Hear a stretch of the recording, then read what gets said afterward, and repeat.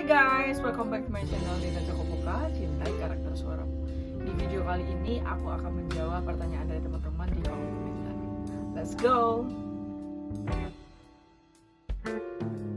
Oke, alhamdulillah lebaran udah berjalan seminggu. Saya Intan Jako mengucapkan minal aidin wal faizin, mohon maaf lahir dan batin. Oke, aku akan menjawab beberapa pertanyaan kalian di kolom komentar yang mungkin aku kadang nggak sempat buat videonya. Di kali ini aku akan menjawab lewat konten aku yang ini ya. Baik, aku coba ini dulu.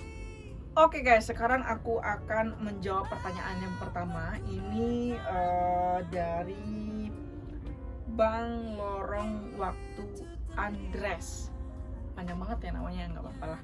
Katanya di sini pitch itu apa sih?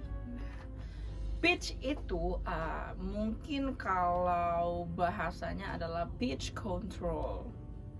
Pitch secara simpelnya saya jelasin adalah cara mengolah atau mengatur tinggi dan rendah suara. Gitu. Misalkan tingginya jangan kelebihan, rendahnya juga jangan kelebihan. Harus pas banget dudukannya gitu loh. Itu yang dinamakan nama pitch control tadi. Jadi kita bisa mengatur pitch atau ketepatan nadanya nih. Jangan sampai ketinggian atau kelebihan sedikit pun itu berpengaruh gitu loh dengan hasil suara yang kita keluarkan. Jadi makanya kalau kita nyanyi itu harus mengontrol banget, jangan sampai kelebihan semuanya, tingginya ketinggian atau rendahnya sampai suaranya begitu. Nah itu adalah pitch control gitu ya. Oke, next kita ke soal lagi, pertanyaan nomor 2. Gimana cara membuat suara serak pas lagu rock? Waduh, sebenarnya gini, rock itu ada beberapa gimana ya, kalau secara simpelnya pengertiannya tuh banyak. Ada identik kata orang rock itu harus serak, sebenarnya nggak juga, tergantung karakter. Cuma memang mayoritas biasanya rock itu serak. Nah, untuk cara membuat serak itu kalian harus memang pecah suara dulu.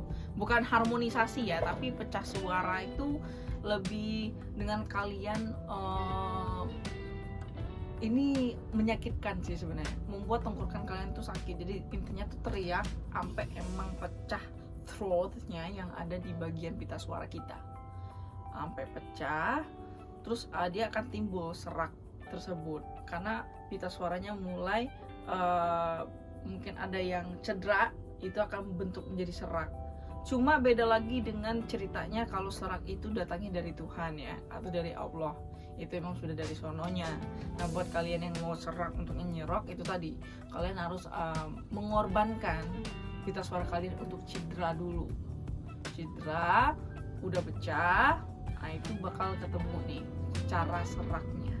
Tapi kalau bisa mengaplikasikan serak itu dengan kadang kita bisa menggunakan atau tidak, itu kalau kalian sudah mengaplikasikan teknik vokal dengan baik, itu bisa.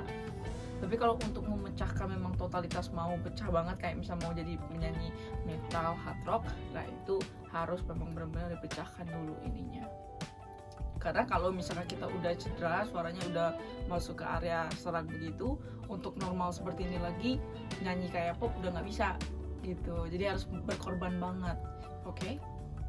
Oh, tadi pertanyaan yang serak itu dari Jack Bray. Oke, semoga Bang Jack Bray-nya memahami ya. Oke, next kita akan ke Josafat DMNK. Keren namanya ya. Kak, gua kalau nyanyi nada tinggi leher gua kayak kecekek gitu. Nah, nada tinggi itu pasti ada batas maksimal seseorang. Batas maksimal manusia itu biasanya di 5 oktav kalau untuk suara asli. Beda dengan suara head voice dan mix dan lain-lain ya. Nah, kalau misalnya kita berbicara tentang belting aja atau suara tinggi asli, itu batas maksimalnya 5 oktav nih. Tapi nggak semua orang tuh bisa sampai 5 oktav. Ada yang cuma sampai 4, ada yang cuma sampai 3. Nah, kalau misalkan terjadi kita kecekek, berarti kita harus menemukan dulu batas maksimal suara tinggi kita di mana. Itu yang pertama. Terus yang kedua, latihan pernapasan itu harus bagus, karena kalau misalnya kita ada rasa menahan pernapasannya itu nggak dapet tingginya, pasti akan menahan di bagian tenggorokan, nggak dapet pernapasan diafragmanya. Karena kalau diafragmanya benar itu nggak bakal terjadi tercekek suaranya, karena kita ada bantuan dari diafragma itu untuk mengeluarkan suara tersebut sampai emang benar-benar nggak kecekek sama sekali. Tapi kalau kecekek itu biasanya pernapasannya bermasalah, jadi nahannya di sini.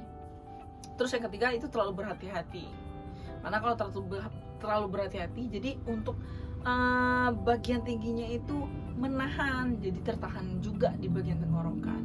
Nah intinya kalau misalnya kita ingin mencoba nada yang tinggi biar nggak kecekek, yang pertama dipelongkan aja, yang kedua adalah pakai pernapasan diafragma, itu sangat membantu ya. Tapi pasti ada maksimalnya loh, tinggi seseorang itu nggak semua orang sama. Oke ya. Oke, kita next. Ini pertanyaan yang keempat ya, tadi yang ketiga. Ini dari Kolik Official. Gimana caranya Kak nyanyi dangdut vokal pas dengan musik? Saya susah banget untuk bisa pas khususnya di awal. Sebenarnya ini pertanyaannya kayaknya pemilihan kinada kayaknya ya. Kayaknya. Karena gini, tergantung range vokal kalian juga sebenarnya. Ada nanti saya kasih tahu video mana yang membahas bagaimana cara memilih kinada yang tepat. Itu berpengaruh karena ini katanya ini kan saya susah banget untuk bisa pas khususnya di awal. Nah ini pasti masalah menentukan kinada yang tepat. Nah nanti tonton aja video saya yang menentukan ki itu, siapa tahu membantu untuk pertanyaan kakaknya. Karena ini bermasalah pasti di kinada. Oke, di terakhir nih dari Freaking Random. Kak, kalau saya nyanyi waktu posisi duduk itu badan harus duduk tegak apa atau bisa santai agak bungkuk biar bisa lepas? Ada beberapa penyanyi luar negeri sampai guling-guling nyanyi masih bagus aja. Yang jadi hal utama dalam pertanyaan ini adalah sebenarnya posisi itu tidak, kalau pernapasan kita baik ya, ini pernapasan cerita banget. Mau kita sambil lari, mau kita sambil tiduran, mau sambil tengkurap atau apa, kalau kita pernapasannya bagus itu masih oke-oke aja gitu. Jadi bukan masalah postur juga sih sebenarnya, ada, cuma kalau pernapasannya bagus itu nggak masalah ya. Pernapasan bagus itu bisa mengaplikasikan semua teknik dengan baik. Tapi kalau nggak pernapasannya bagus, mau sambil berdiri pun tetap ngos-ngosan atau tetap terjadi di sini suaranya nggak lepas gitu loh. Lepas itu intinya kita mengolah pernapasan, terus tekniknya diolah dengan baik gitu. Jadi bukan dari postur tubuh aja ya, memang berpengaruh. Hanya saja kalau pernapasannya baik biasa aja, jadi nggak ada pengaruhnya untuk body language-nya begitu. Oke, Bang Freaking Random, semoga paham ya. Oke teman-teman, semoga kalian mengerti jawaban yang kalian tanyakan. Mungkin saya nanti buat di next part pertanyaan-pertanyaan tentang vokal yang susah untuk dijawab satu persatu. Mungkin aku akan jawab di konten-konten aku di part kedua. Dan thanks for watching, bye.